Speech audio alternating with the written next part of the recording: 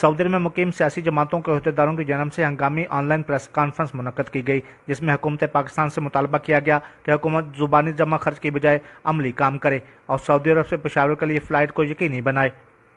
اہل ریاض سمجھتی ہے کہ حکومت وقت کے پاس سعودی عرب میں بسنے والے پاکستانیوں کے لیے حسب وعدوں اور اعلانات کے علاوہ کچھ نہیں ہے۔ سعودی دارالحکومت ریاض میں اہلیان ریاض کی جانب سے سیاسی اور مذہبی جماعتوں کے عہدیداروں نے پریس کانفرنس سے خطاب کرتے ہوئے کہا کہ سعودی عرب میں جہاں پاکستان کے دیگر شہر میں فلائٹ شروع کی گئی ہیں تو پشاور کے لیے قومی اعلان کا اعلان کیوں نہیں کیا گیا؟ اس سے سعودی عرب میں موجود خیبر پختونخوا کے ورکر کے ساتھ موجودہ حکومت ناانصافی کی مرتکب ہو رہی ہے۔